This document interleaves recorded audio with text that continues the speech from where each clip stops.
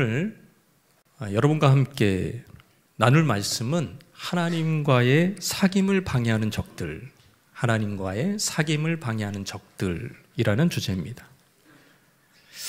굉장히 중요한 주제죠. 여러분, 구원은 하나님과의 지식으로 얻어지는 것이 아닙니다. 내가 한 여자를 알게 되어 결혼을 했는데 결혼한 날부터는 평생 안 만나. 뭐하러 결혼한 걸까요? 구원은 결혼과 같아. 다른 신들이 아니라, 다른 우상이 아니라 내가 하나님을 알게 됐고, 그래서 죄를 버리고 우상을 버리고 하나님과 사귀는 전 과정, 이게 영원해야 되기 때문에 천국 가는 거예요. 천국은요, 목적이 아니라 그거는 방법인 거예요. 하나님과 사귐이 목적인 줄 믿습니다. 하나님과 사귀기 위해서 영원히 사귈 장소가 필요해요. 그게 천국인 거예요. 도구일 뿐이에요. 그런데 이 땅에서 우리는 하나님과의 사귐을 방해하는 적들의 위협을 만나게 됩니다. 사람들이 암을 두려워해요. 이유를 보니까 악성암이 있어요. 쫙쫙 독버섯처럼 퍼집니다. 암이 흩어져요. 육체를 위협하는 가장 큰 요소입니다. 암은. 그런데 영적인 암도 있어요. 그 영적인 암이 뭐냐? 거짓 교리입니다. 거짓 교리가 인간을 위태롭게 하는 것입니다. 요한 서신은 초대교회에 파고든 이단 케린투스와 초기 영지주의적 가르침을 대응하기 위해 거기 빠지지 말라고 서신서로 편지를 쓴 거예요. 케린투스와 영지주의적 거짓 가르침은 독버섯처럼 사도 요한과 그 제자들이 세운 교회에 막 침투를 해가지고 쫙쫙 퍼지는데요. 이 뿌리가 막 여러 모양으로 추종자들에게 상황에 맞춰서 막 이렇게 모양이 달라져요.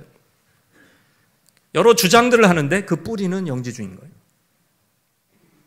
이단 거짓말에 노출된 여러 교인들은 그들의 말에 동조했고 믿음의 공동체를 떠나서 이단 교회로 갔습니다. 자, 이 상황에서 사도 요한은 나는 하나님과 사귐이 있다고 말하면서 뒤돌아서면 어둠 속에 행하는 그들을 겨냥해서 경고를 한번 했습니다. 1절에서 4절까지. 그들은 낮에는 종교 행위를 해요. 거룩해 보입니다. 그런데 밤에는 죄를 짓고 사는 이중적인 행태를 보인 것입니다. 왜? 거짓 교리에 세뇌됐기 때문에 뇌가 막 그걸로 깨끗해졌어, 아주.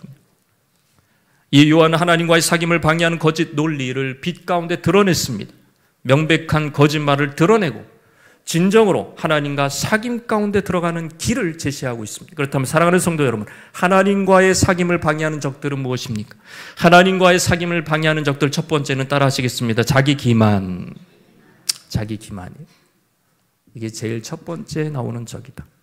8절 말씀입니다. 시작. 만일 우리가 죄가 없다고 말하면 스스로 속이고 또 진리가 우리 속에 있지 아니할 것이요. 그랬어요. 만일 우리 중에, 우리라는 것은 불신자를 얘기하는 게 아니에요. 지금 요한이 가르쳤고 요한이 세운 믿음의 공동체, 교회 공동체를 얘기하는 거. 그 사람 중에서, 그 교인 중에서 이런 얘기를 하는 겁니다.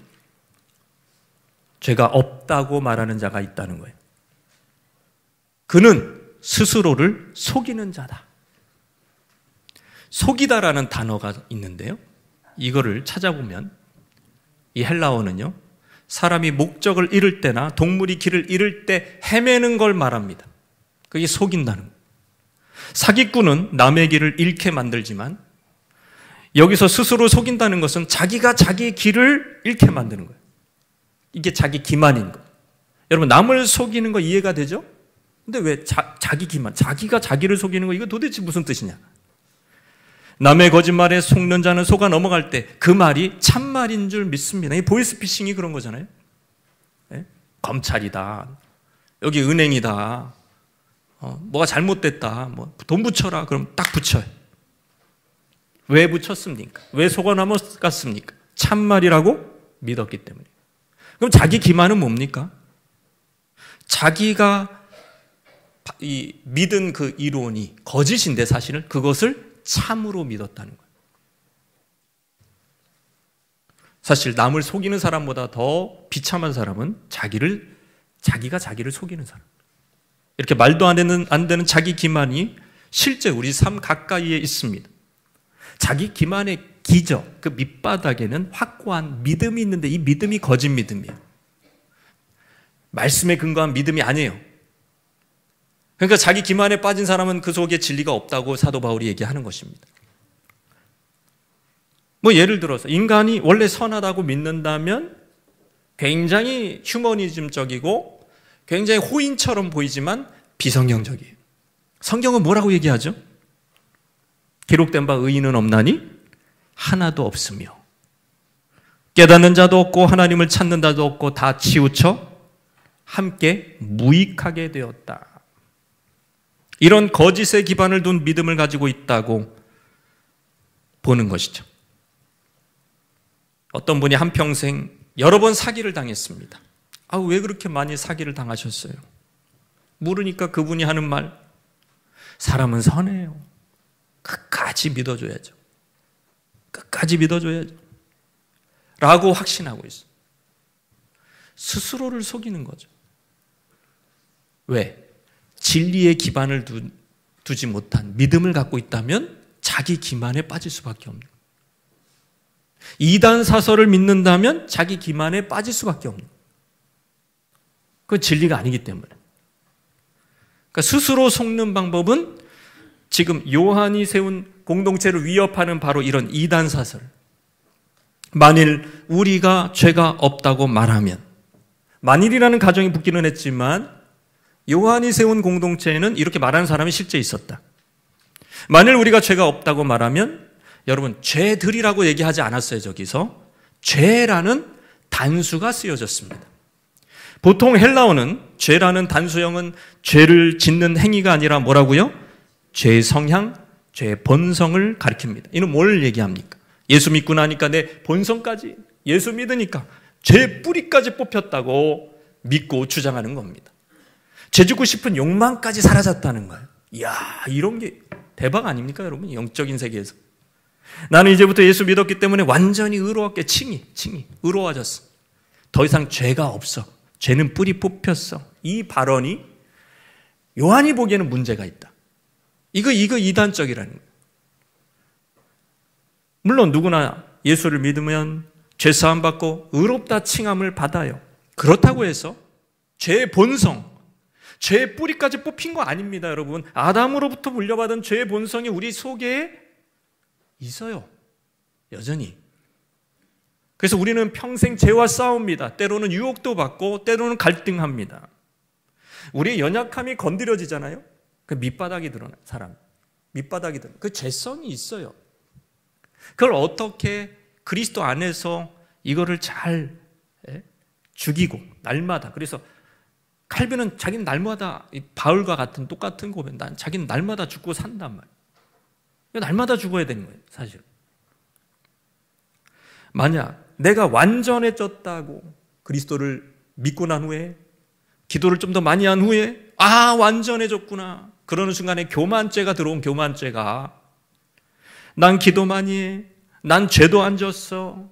나는 봉사도 많이 해. 교만이 머리를 들어요. 의롭게 살수록 지적질을 잘합니다. 남이 잘못한 것만 보여요. 판단하는 죄로부터 자유롭지 않아요. 그것도 판단하는 것도 죄일 수 있습니다. 그런 연약한 죄성을 무시한 채 나는 죄가 없다고 말하는 이유는 바로 자기 기만이다.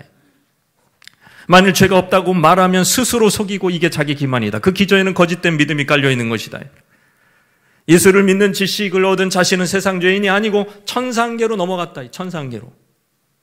이러면은 도덕적인 완전함을 추구하고 싶은 우리의 마음이 있거든요. 그런 사람은 너무 만족하는 거죠. 이런 이론에. 자기 기만의 끝판왕은 종교적인 이단이죠. 이단들. 자기 기만의 끝판왕. 왜냐하면 거짓의 기반을 두고 있기 때문에 말씀을 왜곡해버리잖아요. 그러니까 이단들은 자기 기만의 완전히 왕국이에요. 자기 기만의 왕국은 이단에게서 볼 수 있습니다. 그래서 오늘 좀 이단 얘기를 예로 들 수밖에 없어요. 신천지 같은 경우 거짓말, 전도의 방법입니다. 신천지를 위한, 신천지 신앙을 위한 거짓말은 용인이 돼요. 아이고, 라합도 거짓말했어. 다윗도 거짓말했어. 성경 근거를 가져와서. 그러니까 눈 하나 깜빡하지 않고요. 신천지에 빠진 청년이 발견하기 어려운 이유가 부모에게 계속 거짓말. 어디 가니? 친구 만나요. 성경 공부하러. 몇 박 며칠로 어디 가니? 저 제주도 가기로 해서 친구들이랑. 뻥이야, 딱. 신천지 교육받으러. 이런 식으로. 뭐 거짓말하면 뭐 얼굴이 빨개진다든지, 예? 뭐 그래야 되잖아요. 예. 뭐 떤다든지 손을. 그런 게 없어요. 예. 자기 기만에 빠져 있는 거예요. 거의 10년 전의 일입니다. 뉴스에 보도된 사건입니다. 토머스 제퍼슨 과학고에 실제로 다니는 한 여학생이 SNS에 이런 글을 올렸어요. 나 하버드 대학과 스탠퍼드 대학 동시에 합격했어. 와, 그게 우리는 저도 잘 모르겠는데 거기서는 굉장한 일이래요. 어떻게 그런 일이 있냐 그러면서 인터뷰까지 막 다 유명해졌어요. 이 사람이, 이 여자 학생이. 그녀는 또 이런 말도 곁들입니다. 페이스북 당시 창업자 마크 저크버그에게도 축하 전화를 받았어. 와, 저크버그한테 축하 전화까지. 너무 좋겠다. 놀랍지도 않게 이 모든 것은 거짓말이었습니다. 그러니까 과학고까지 다녔다는 얘기는 머리가 나쁜 친구는 아닐 텐데 이런 거짓말. 습관적으로 거짓말을 하면서 양심에 거리낌이 없어. 자기 기만에 포로된 자였습니다. 이런 병리적인, 정신병리적인 현상, 리플리 신드롬이라고 하는 이 현상은 자신이 세운 허구의 세계를 진실이라고 믿으며 거짓말, 거짓 행동을 반복하는 반사회적인 인격장애다. 규정되어 있죠. 문제는 성도에게도 영적인 리플리 증후군이 있단 말이에요. 성도에게도. 그러니까 영적인 성취욕은 너무 커. 근데 우리의 현실은 뭐죠? 예? 공부는 너무 잘하고 싶어. 자기는 하버드 가고 싶어. 현실은 뭐예요? 그게 안 돼. 똑같은 거예요. 영적인 성취욕은 너무 커. 근데 우리의 본성은 여전히 죄성이 중력처럼 우리를 끌어당기고 있단 말이에요. 그걸 인정하지 않아요. 그러니까 경건할 방법이 뭐가 있냐면 외식밖에 없는 거예요. 외식하는 자들아, 예수님이 제일 경고한 이 신앙 형태가 바로 외식입니다. 가면을 쓰고 포장을 하고 속은 그렇지 않은데 그런 것처럼 계속 보이는 거예요. 외식이에요, 외식. 이게 뭐냐면 영적인 리플리 증후군. 실력은 안 돼. 영적 실력은 그 정도 아니야. 근데 거룩하게 보이고 싶어. 아나니아 삽비라처럼. 외식에 완전히 이제 그 망조의 끝을 보이는 사람이 아나니아 삽비라 같은. 안 되는 거예요. 실력이 안 돼. 영적 실력. 그게 외식입니다. 자기 기만에서 벗어나. 외식은 자기 기만이에요. 자기 기만에서 벗어나. 정직한 자의 길을 가는 것. 이것이 바로 하나님과의 사귐이 다시 사귐의 길이 뻥 뚫릴 수 있는 축복인 줄 믿으시길 바랍니다. 두 번째, 하나님과의 사귐을 방해하는 적들. 두 번째 따라하시겠습니다. 영지주의적인 교리. 영지주의적인 교리를 왜 이 고대의 교리를 왜 지금 얘기하냐? 지금도 남아있어요. 지금도 굉장히 효과적입니다. 왜냐하면 이게 인간의 죄성하고 아주 죄성이 좋아하는 이론이기 때문에 잘 들어맞아요. 지금도. 이 말은 잘 안 쓰지만. 요한일서 1장 10절 말씀으로 넘어가겠습니다. 시작. 만일 우리가 범죄하지 아니하였다 하면 하나님을 거짓말을 하는 이로 만드는 것이니 또한 그의 말씀이 우리 속에 있지 아니하니라. 만일 우리가 범죄하지 않았다고 말하면, 앞절이랑 좀 8절이랑 금방 읽은 말씀 비슷하지 않아요? 죄 없다고 말하면 뉘앙스가 좀 달라요. 8절은 죄성을 얘기하는 거라 그랬잖아요. 인간의 본성, 죄의 본성 자체가 없다 이런 말이고, 지금 읽은 10절은 실제 범죄를 했어요. 범죄를 했는데 인정하지 않는 거예요. 범죄를 했음에도 그 죄가 아니라 이렇게 얘기하는 거예요. 말이 안 되죠? 발뺌을 하는 거예요. 범죄하는 거예요. 방금 죄를 지어놓고서 난 죄를 짓지 않았어. 이게 도대체 가능한 논리입니까? 이 황당한 말 하면서 자기는 빠져나가고 죄를 범하고, 그러니까 하나님을 거짓말하는 자로 만들어요. 왜냐하면 하나님 분명히 그걸 죄라고 얘기했는데 그건 죄가 아니래. 죄를 지어놓고서. 그러니까 하나님을 거짓말쟁이로 만드는 이 수법. 요한이 염려한 대로 이 수법이 가능한 이유는 바로 2세기의 창궐한 1세기에 있었고, 이미 교회들을, 그 초대 교회가 싸웠던 바로 영지주의의 폐해입니다. 영지 버섯이 아니에요. 영지주의예요. 이거는 뭐 어렵다고 생각하지 마시고, 제가 몇 주째 얘기하고 있기 때문에 이거는 뭐 이런 얘기 나오면 쉽구나 이렇게 생각하셔야 되지. 영적인 지식이죠. 그노시스, 영지. 초대교회 감기처럼, 코로나처럼 유행했던 이단 사상이었습니다. 초대교회 이단, 가현설주의자. 가짜로 임한 거예요. 예수님이. 몸으로 임하면 안 돼. 육신은 굉장히 더럽고 추한 건데 어떻게 예수님 몸으로 임해? 그러니까 가짜로. 가현설주의자. 바로 영지주의자들. 영지를 얻으면, 영적인 지식을 얻으면 완전히 무죄한 존재로 변한다. 이 도케니즘, 영육이원설입니다. 영육이원론. 기본이에요. 따라서 영육이원론. 영혼은 거룩해. 육체 또는 물질 이런 거 다 악해. 다 범죄는 이 물질, 육체에서 나와. 그래서 이런 추론이 가능합니다. 더러운 육체에 갇힌 영혼을 탈출시키는 것이 구원이라. 이거. 구원이 뭐냐? 이렇게 죄 많은 육체에서 영혼을 탈출시키는 게 구원이라는 거예요. 기독교식으로 적용시키면 택함 받은 자들이 예수를 통해서 뭘 깨달아요?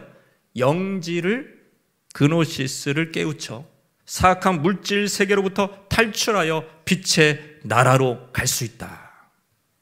이게 기독교적인 영지주의의 적용입니다. 중요한 건 영지를 깨우치는 거예요. 깨우쳐. 따라서 그들의 기본 사상인 이원론을 따라서 육체로는 무슨 죄를 지어도 영혼에는 깨우쳤기 때문에, 영혼이 깨우쳤어. 그러니까 영향이 없어. 구원받은 것은 오직 영혼이에요. 깨끗해진 건 영혼이에요. 육체는 원래 더러워. 그러니까 육체로 뭔 짓을 해도 구원받은 영혼에는 영향이 없다. 그러니까 뭔 짓을 해도 돼. 너는 구원받은 게 확실해. 예수 믿잖아. 예수 믿잖아. 구원받았잖아. 뭐 이런 거예요, 그냥. 뭐 이런 식이야, 그냥. 삶이 어떻게 해도 그 칭의는 변하지 않아. 이런 식으로 얘기하는 거예요. 맞는 것 같은데 조금 이상해. 육체로 아무리 많은 죄를 지어도 자신들의 영혼에는 아무런 영향력이 없다. 인기를 끌었습니다. 교회 안에 죄인들을 미혹하는 데 성공했습니다. 죄의 유혹은 끌리지만 교회는 다니고 싶어요. 죄는 버리고 싶지 않아. 그러나 교회는 다니고 싶어. 이런 사람들한테는 딱 맞는 이론이죠. 자기는 특별한 영지, 지식에 도달했기 때문에 해탈한 사람처럼 양심의 가책도 없습니다. 죄책감도 없습니다. 죄를 지어도 어제 죄를 지었는데 오늘 행복하게 예배드릴 수 있어요. 이미 영혼 구원받아요. 영혼은 아무런 영향이 없어 지금. 마음껏 죄를 지어도 영혼의 순수함을 지킬 수 있다는 거짓말에 속았기 때문입니다. 1세기 철학자 필로는 말합니다. 스스로 죄를 저질러 놓고 선을 행한 것처럼 기뻐하는 사람이 있다. 기뻐하는 가로 열고 미친 가로 닫고 사람이 있다. 이런 얘기죠. 개탄했습니다, 여러분. 실제로 그런 사람이 존재했다는 거예요. 이 같은 영지주의적인 가르침을 받을 시에 어떤 결과가 나올까요? 삶의 열매가 뭘까요? 따라해볼까요? 믿음과 도덕이 분리된다. 신앙과 삶이 분리돼요. 믿음 따로, 신앙 따로. 그러니까 믿음 따로, 삶 따로, 신앙 따로, 행동 따로. 이렇게 되는 거죠. 하나님 경외하지만 삶으로는 하나님 부인합니다. 영지주의적 교리로 인해 현대 교인들도 따로 국밥이 되는 거예요. 믿음 따로, 삶 따로, 칭의, 구원받았어, 의롭게 됐어. 어떻게 살든 간에 천국 가는데 영향이 없어. 요걸 강조해버려요. 그래서 삶이 이상해져요. 물론 우리의 미성숙함 때문에 한시적으로 그렇게 될 수가 있어요. 믿음 따로, 약간 따로 국밥처럼 될 수가 있어요. 그러나 그 간극은 점점 좁혀져요. 성화될수록. 예수 믿고 기도하고 은혜 받고 공동체 생활하고 그러면 점점점 좁혀지는 거예요. 그러나 영지주의적 교리에 중독되면 믿음대로 살지 않는 것이 당연합니다. 당연시돼. 아무 부담이 없어. 믿음대로 살지 않아도 나 믿음 갖고 있어 라고 얘기를 하는 거예요. 엉망으로 살아도 나 믿는 사람이야. 나 구원받은 사람이야 라고 얘기하는 거예요. 이 같은 것을 극단적인 칭의론이라고 해요. 성화도 무시. 극단적인 칭의론. 칭의를 절대화시켜버려서 성화의 책임을 약화시켜버리는 거예요. 우리의 책임을 약화시켜버리는 거예요. 그래서 성도의 삶이 무너집니다. 여러분 극단적인 칭의론의 왕자가 누군지 아십니까? 구원파예요. 구원파. 구원파는요. 어떻게 보면 정말 칭의론에 환장한 사람들이에요.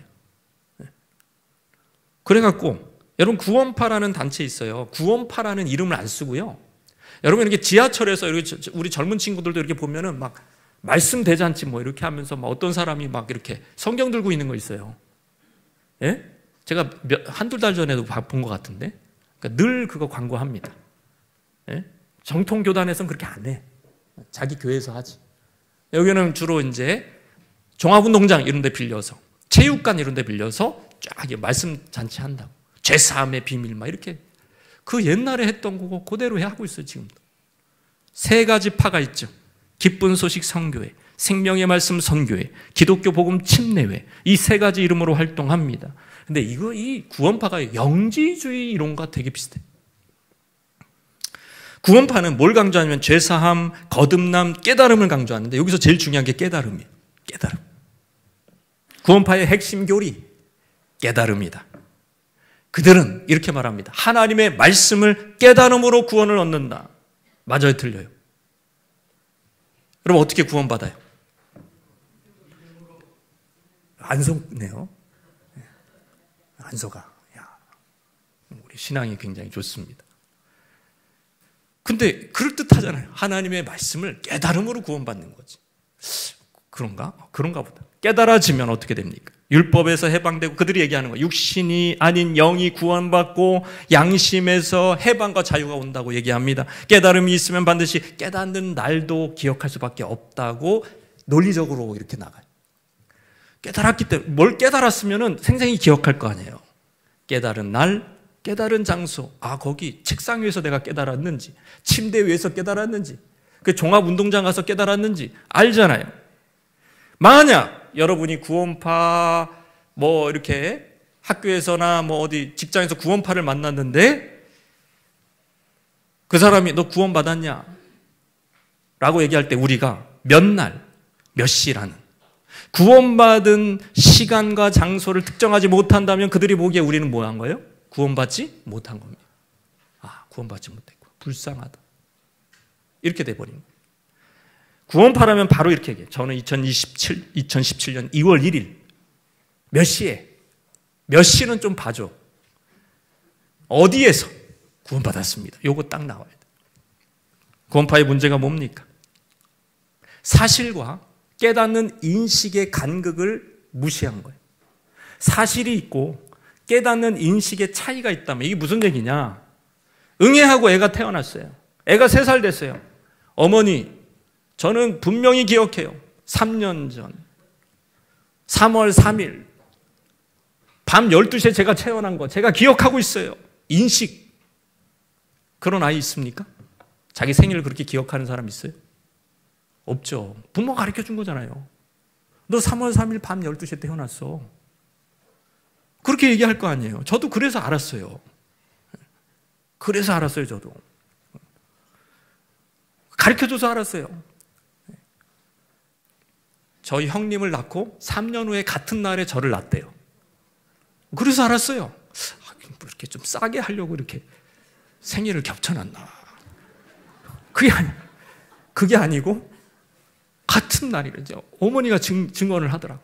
증언을 하시더라고. 같은 날에 3년 후에 태어났다. 그래서 한 거예요. 내가 인식을 못했어요. 내가 태어난 날을 기억하지 못해요. 그래서 안 태어났어요. 안 태어난 거죠? 사실이 없어진 거죠? 그거는 아니잖아요. 구원파는 그런 식으로 지금 왜곡을 시키고 있는 거예요. 헛소리를 하고 있는 거예요. 인식하지 못하면 태어난 게 아니라고 얘기하고 있는. 네가 거듭난 시간을 인식하지 못하면, 그것을 깨닫지 못했다면 태어난 게 아니라고 얘기하는 거예요. 거듭나지 않은 거라고 얘기하는 거예요. 이상한 일. 이게 바로 영지주의의, 그러니까 깨달음을 절대화시키는 영지주의의 가르침과 굉장히 유사하다는 거예요. 현대판 영지주의라고 얘기를 하는 거예요. 그래서 거기서 나온 분이 제 말이 아니라. 칭의를 절대화시키고, 그래서 육체로 짓는 죄가 영혼 구원에 영향이 없다고 얘기하니까 이게 무감각한, 평소에 죄에 대해서 무감각한 사람이 된단 말이에요. 즉 우리 모습은 어떻습니까? 내가 진리를 깨달았다고 말하고 하나님으로부터 용서받았다고 좋아하지만 실제로는 현실에서는 하나님과 점점 거리가 멀어져. 왜냐하면 내 삶으로 부인하니까. 기도도 한 번 깊이 한 적이 없어. 성경을 안다 그러는데 성경을 본 적도 없어. 최근 1년 동안 성경을 본 적도 없어. 스스로 읽은 적도 없어. 하나님과 관계가 멀어지고 있죠? 근데 속으로는 뭐라고 생각하고 있어요? 나 하나님과 가깝다. 왜? 내가 성경을 깨닫고 있으니까. 이해하고 있기 때문에. 마음대로 살아도 평안한 거예요. 이것이 바로 현대판 영지주의적 가르침을 신봉하는 것이 아닌가. 영적인 실제는 내가 깨닫든 말든 하나님의 말씀대로 정죄받고 판단받을 것입니다. 깨달음은 뭐죠? 깨달은 게 뭐죠? 우리가 어떤 영적인 걸 깨달았어. 성경을 깨달았어. 그건 뭐죠?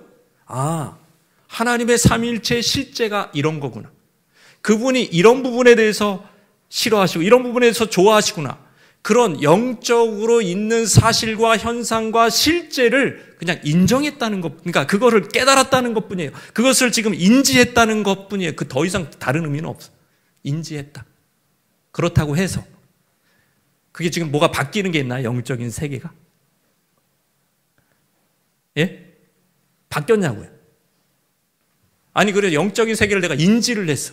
말씀을 통해서 인지를 했어. 그래서 영적인 세계가 막 바뀌었나요? 하나님이 막 갑자기 날 좋아하시고 막 그러나요? 내가 이제는 하나님이 기뻐하시는 만한 행동과 삶과 말을 해야 그 영적인 세계의 변화가 일어날 거 아니에요. 근데 깨닫기만 하고 아무것도 하지 않으면, 깨닫기만 하고 난 다 알아. 성경 다 알아. 근데 실제로 다윗처럼 희생하는 것도 없고 헌신하는 것도 없고 골리앗처럼 뛰어가는 것도 없고 용기도 없고 실제 아무것도 안 해. 근데 어떻게 영적인 현실이 변화되죠? 깨달음은 시발점일 뿐입니다. 애들이 자주 쓰는 용어라. 막 튀어나왔네. 욕한 게 아니라 시발점이라고, 시발점. 출발점이라는 거예요, 여러분. 출발점. 깨닫는 것은 출발점이지 내가 뭘 깨달았다고 뭘 변하대. 그래서 연인이 쟤가 나 좋아하는 거, 나도 쟤를 좋아하는데 잘 되고 보고 싶었는데 그걸 깨달았어. 깨달았는데 아무것도 하지 않아, 자기가. 그러니까 연인이 안 된 상태에서, 좋아하는 단계에서. 그러면은 무슨 역사가 일어날까요? 안 일어날까요? 안 일어나지. 깨달았는데 뭐가 일어나? 그거는 출발점이라. 우리는 깨달음을 절대화해서 그 모든 것이 바뀌었다고 생각해. 하나님이 날 기뻐하신다고 생각해. 아니에요. 그거 가지고 이제 뭘 해야 돼, 이제. 그 깨달음을 가지고 순종해야 되고, 십자가 져야 되고, 자기를 부인해야 되고, 죄를 멀리 해야 되고, 하나님이 기뻐하시는 일에 자기를 말씀에 그냥 딱 박아놔야 되는 말이에요. 박제를 해버리는 말씀에. 그래서 내 속에 있는 욕망은, 죄성은 계속 말씀 밖으로 튀어나가려고 하는데 거기에 딱 해서 내 삶을 거기다가 맨날 큐티하고 맨날 하나님 의지하고 맨날 기도하는 대로 이렇게 박아놓으면, 그러면 이제 현실도, 이 영적인 현실이 바뀌어요. 사실이 바뀌어요. 하나님이 날 기뻐하기 시작하고 축복하기 시작하고 은혜 주기 시작해요. 근데 깨달아. 맨날 가르쳐. 깨달았어. 근데 아무것도 하지 않아. 그러면 영지주의 되는 거예요. 구원파랑 그렇게 큰 차이 없을 거죠. 삶에서는 아무런 역사가 일어나지 않는 것입니다. 그래서 우리 안에 이렇게 가르침이 기본이기 때문에 기독교는 언제나 영지주의로 빠질 수 있는 위험이 있다는 것을 우리는 인식해야 되는 거예요. 그걸 우리의 죄성이 좋아한다는 것을 인식. 왜냐하면 우리는 십자가 지는 걸 싫어하기 때문에. 희생하고 헌신하는 걸 싫어하기 때문에. 그 죄성을 가지고 있기 때문에 굳이 영지주의라는 말 쓰지 않아도, 구원파라는 말을 쓰지 않아도 기존 그냥 건강한 정통교회 안에서도 얼마든지 영지주의적인 형태의 신앙이 나타날 수 있다. 그걸 잊지 마시라. 헌신도 없어, 실제로는. 우리 삶에 희생도 없어. 아무것도 하지 않아. 깨달았대. 뭔가 알고 있대. 성경 지식은 이따시만큼 많아. 근데 아무런 변화가 없어. 나의 헌신과 나의 희생과 나의 십자가 지는 삶으로 누구도 도움을 받지 못해. 그거는 영지주의입니다. 그게 바로 구원파입니다. 세 번째, 하나님과의 사귐을 방해하는 적들이 뭐냐? 따라하시겠습니다. 아직 고백되지 않은 죄. 이게 지금 토설, 다윗의 용어로는 이게 토해내야 돼. 시편 용어로. 이게 상한 거 먹었으면 토해내야 되거든요. 상한 거 먹었으면. 근데 이걸 가지고 있어. 이러면은 하나님과 관계가 멀어집니다. 뭐 어쩌다 실수로 먹었어. 그 빨리 토해내야 돼. 고백돼야 돼. 자백해야 하나님 관계가 회복될 줄 믿습니다. 1장 9절 말씀. 시작. 만일 우리가 우리 죄를 자백하면 그는 미쁘시고 의로우사 우리 죄를 사하시며 우리를 모든 불의에서 깨끗하게 하실 것이요. 사랑하는 친구 관계가 끊어졌어요. 내 실수와 내 죄로 인해서. 그럼 어떻게 해야 돼요? 관계를 회복하고 싶으면. 전화도 안 받아. 어떻게 해야 돼요? 가야죠. 어쨌든 만나야죠. 만나서 내가 이런 부분에 실수를 했다. 미안하다. 용서해줘라. 그래야 관계가 회복되잖아요. 하나님하고도 마찬가지. 자백해야 되면. 여러분, 자백이라는 헬라어는 따라해볼까요? 같은 것을 말한다. 같은 것을 말한다는 뜻이 있어요. 그러니까 하나님이 보시는 거, 하나님이 판단하시는 것에 동의하는 거예요. 같은 거예요. 같은 거. 하나님이 죄라고 여겨. 그럼 나도 죄입니다. 맞습니다. 나도 이게 죄라고 생각합니다. 그 같은 것을 말하는 거예요. 그리고 죄라는 헬라어 하마르티아는 미스터 마크입니다.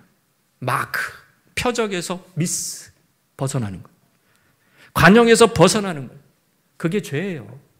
그 관역에서 벗어난 것을 고백하는 거예요. 그 관역은 누가 정해요? 여러분이 정해요? 인간이 정해요? 그걸 누가 정하냐? 하나님이 정하신 거지. 여러분, 세상 사회가 그렇잖아요. 사회를 보면 표준 싸움이잖아요. 표준 싸움. 표준 전쟁을 기업들이 치르고 있잖아요. 그 표준, 세계를 지배하는 표준을 만드는 회사. 그것을 메타가 만드냐, 애플이 만드냐, 삼성이 만드냐. 뭐 다 표준 지금 그거 가지고 지금 피튀기게 싸우잖아요. 영적인 원리도 마찬가지. 하나님은 이미 인간 세계를 역사적으로나 모든 면에서 통하는 표준을 딱 만들었어요. 그게 성경 말씀이고 그게 십계명이고 그게 하나님의 계명입니다. 이것이 죄라고 명시했어요. 우리가 인정하든 깨닫든 깨닫지 못하든 그것은 변함없는 사실입니다. 우리의 선택은 두 가지 중에 하나죠. 네, 맞습니다. 제가 보니까 같네요. 하나님 말씀하신 바로 그 죄네요. 용서해 주옵소서. 통해 자복할 건지. 아니면 저는 인정하지 않아요. 그 표준 싸움에서 여러분 그냥 자기가 표준이라고 이미 굴지에 세계적인 기업이 표준 다 정해놨는데 내가 표준이라고 하면 누가 그 망하는 거지. 우리가 그런 꼴이 될 수가 있어. 하나님의 표준에 동의해야 되는. 그게 바로 죄의 고백입니다. 그게 바로 자백입니다. 놀랍게도 하나님은 자백하는 자의 죄를 사해 주십니다. 왜 용서해 주시느냐? 죄를 자백했기 때문에 무게가 있는 게 아니고 따라해 봅시다. 하나님은 미쁘시다. 거기에 무게가 있는 거예요. 하나님은 예쁘시다가 아닙니다. 하나님은 믿음직스럽다. faithful. 신실하기 때문에. 하나님은 신실하기 때문에 우리 죄를 사해 주신다는 거예요. 여러분, 하나님의 신실함과 우리의 죄 용서와 무슨 관계가 있죠? 여러분, 신실함이라는 용어는 약속, 언약과 관련해서 쓰는 용어예요. 그런 말이에요. 그거와 관련이 있어요. 여러분, 죄를 자백했다고? 여러분, 세상을 얻습니까, 여러분? 세상 사회에서? 죄를 자백하면 어떻게 될까요? 여러분, 경찰서 가서 죄를 지어서 취조를 하는데 형사에게 여러분 자백을 했어요. 형사가 기다렸습니다. 이제 용서받으십시오. 이렇게 얘기하나요? 잘 걸렸다 이놈. 이제 넌 끝났다 이제. 이러면서 그 자백이 결국에는 형량을 결정하는 결정적인 증거가 돼요. 뭐 자백을 안 해. 그래서 범죄자들은 계속 머리 굴려. 자백 안 하려고. 근데 CCTV, DNA, 물증 이런 거 딱 갖다 대고 이제 자백할 수밖에 없게끔. 그런데 하나님은 신실하셔서 내 자백을 오히려 용서로 돌려주신다는. 이게 왜 이런 일이 일어나느냐? 내가 죄를 자백했는데 그래 잘 됐다 여러분. 요거 가지고 너는 형량이 때려 맞는 거야. 이게 아니고 왜 용서해 주신다고 하십니까? 신실하시기 때문에. 그렇게 약속하셨습니다. 언약을 맺으신 거예요. 자, 여기서 한번 읽어볼까요? 우리 죄를 사하시며라고 할 때 사하시며에 해당하는 헬라어 아피엠이라는 뜻은 뭐예요? 멀리 떠나보내다라는 거예요. 우리 죄를 사하신, 멀리 떠나보내다. 그 원어적인 의미가 뭐라고요? 사했다는 얘기가 뭐라고요? 멀리 떠나보낸다. 여러분 용서라는 것은 그 원어적인 의미가 흘려보내는 거예요. 그걸 가지고 안갚음을 하는 건 용서가 아닙니다. 괘씸하다. 그게 용서가 아니라 흘려보내는 거예요. 그게 용서예요. 레위기 제2법에 나오는 겁니다. 어디로 흘려보내죠? 주인이 죄를 졌어요. 누구한테 흘려보내죠? 자기가 아끼는 동물 끌고 와가지고 안수하고 거기다가 죄를 흘려보내는 거예요. 죄는 어떻게, 죄를 지은 게 아니라 죄를 맡은 짐승은 어떻게 되죠? 불 가운데 사라지죠. 사라지는 거예요. 떠나가는 거예요. 그게 죄 용서입니다. 이 아피에미가 쓰여진 아주 주목할 만한 용례는 레위기 16장에 나옵니다. 따라해보세요. 아사셀의 염소. 두 마리 염소가 있는데 제비 뽑아가지고 한 마리는 아사셀에게 보내는 염소래요. 아사셀이 그거 얘기하려면은 학자도 몰라. 어쨌든 아사셀에게 보내는 염소래. 그러면 대제사장이 대속죄일날, 1년에 하루 있는 대속죄일날 이스라엘의 모든 죄를 그 아사셀의 염소 머리에다가 죄고백을 합니다. 그 죄는 어떻게 갑니까? 어디로 흘러가는 겁니까? 아사셀의 염소에게로 흘러가는 거예요. 그리고 그 염소를 죽음의 광야로 내몰아 버립니다. 그 염소는 죽음의 광야에서 뚜벅뚜벅 걷다가 죽게 돼 있어요. 그때 제사장은 제일 높은 곳에 올라가서 염소가 사라질 때까지 계속 주시하다가 완전히 사라지면 이렇게 외쳤다고 합니다. 이제 너희들의 모든 죄가 완전히 사라졌도다 선포합니다. 그날이 무슨 날이라고? 대속죄일. 그러니까 모든 백성들이 지금 회개하고 있어요. 구부려가지고 막 울면서 회개하고 있는데 그 소리를 듣자마자 할렐루야 하면서 백성들이 벌떡 일어나서 화답합니다. 와, 우리 죄가 사라졌다 이러면서 축제가 시작되는 거래요. 아사셀의 염소. 결국에는 이것은 신약의 누구를 상징하는 겁니까? 우리 죄를 지고 영문 밖으로 십자가를 지고 사라지신 예수 그리스도. 사라지셨어요. 죽으셨으니까. 네. 그 예수 그리스도를 상징하는. 여러분, 결국에는 신실하신 하나님, 미쁘신 하나님이 우리 죄를 사하시며, 그 뜻은 이미 아사셀의 염소, 우리 죄를 멀리 떠나보내신 자기 아들 예수 그리스도로 말미암아 우리 죄를 멀리 떠나보내신 것까지 상정하고 있는 거예요. 이것까지 생각하시고, 그것이 바로 미쁘심입니다. 이게 바로 신실한, faithful, 믿음이 충만한 거예요. 우리 믿음이 충만하다는 얘기가 아니에요.